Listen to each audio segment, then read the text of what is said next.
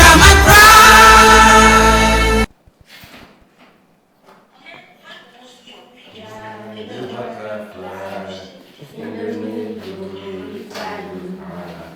In the garden, he's flying low. Fly, fly, fly, the butterfly. Fly, fly, fly, the butterfly. In the meadow, he's flying high. In the garden, he's flying low. Fly, fly, fly, the butterfly. Good morning to you. You guys are bright and cheery this morning. Okay. Try not to disturb Mohammed's camera. Good. Remind us of your name and the class you'll be teaching, please. My name is Mr. Godwin. Good. Today I'll be taking primary 6. What subjects? Basic science. And your topic? Pollination. Thank you, Mr. Godwin. What is your objective for today? At the end of the lesson, the Pope should be able to explain the mechanism of pollination. Secondly,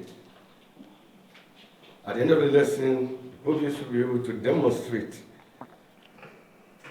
self-pollination and cross-pollination.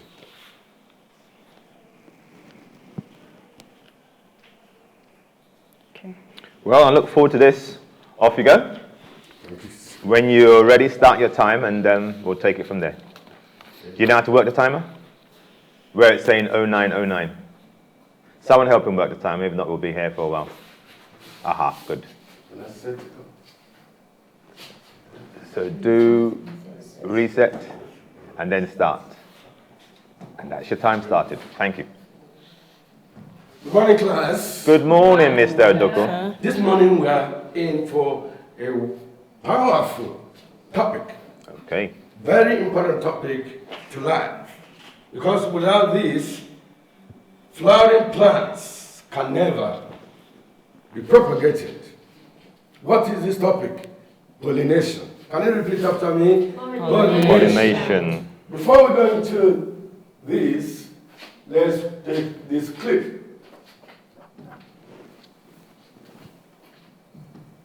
It's a blank slide. It's a blank slide. There's nothing in there. All right. Pollination is the transfer of what? Pollen grains from where? From the anther to the stigma of a flower. Pollination is the transfer of pollen grains from the anther to the stigma of a plant. Now, the flower is the most important part of the plant. It's not the tree, it's not the root, it's not the leaf, it's not the stem. The most important part of a plant is the flower. It is the reproductive part of the flower, of the plant. Now, this transfer of pollen grain is done by agents we call pollinators. Now, the first pollinator here is Blessing. Blessing, can you show us how the process of pollination takes place?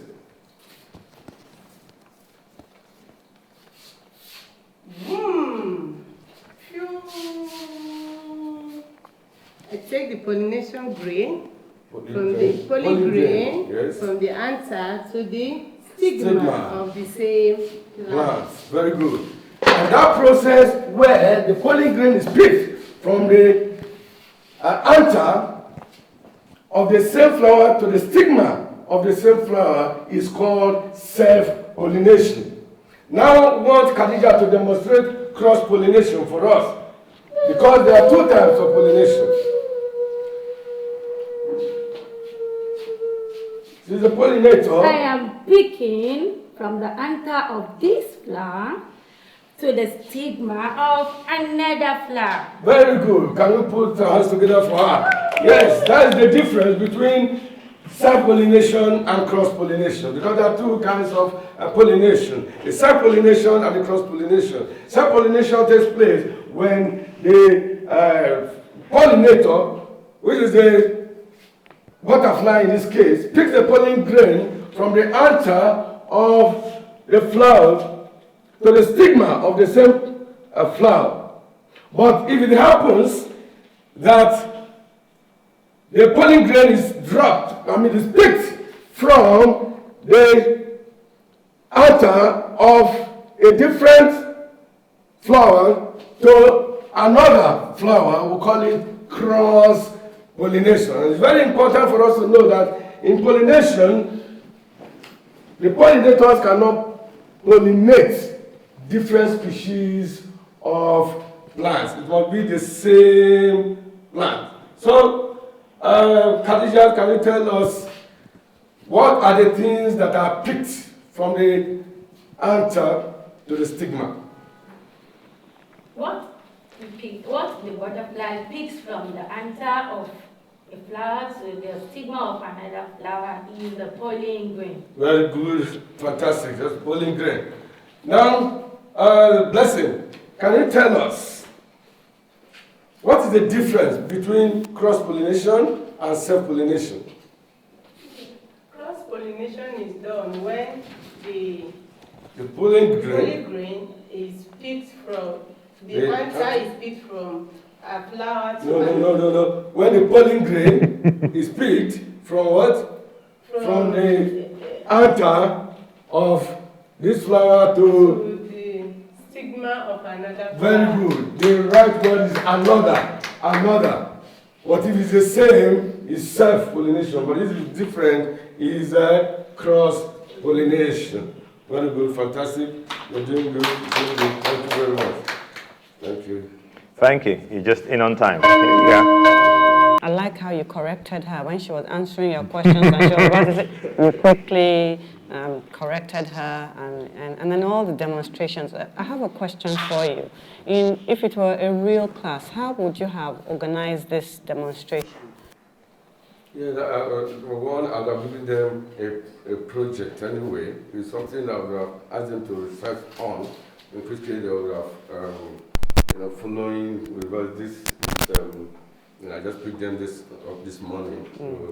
So would you have gathered these students before the lesson to practice before the lesson, with them, then bring them in? Before, I picked some of them, maybe a day before, demonstrate with them so that the class, to give a surprising moment to the class. Okay. Yes.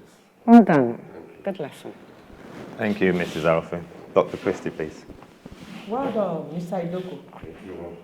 Your entry behavior is always wow. I look Spot forward on. to that. Spot on. Something new to learn today. Thank So you. that was very good. Thank you.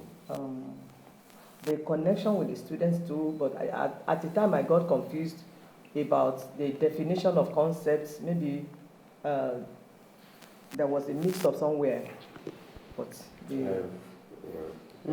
are not.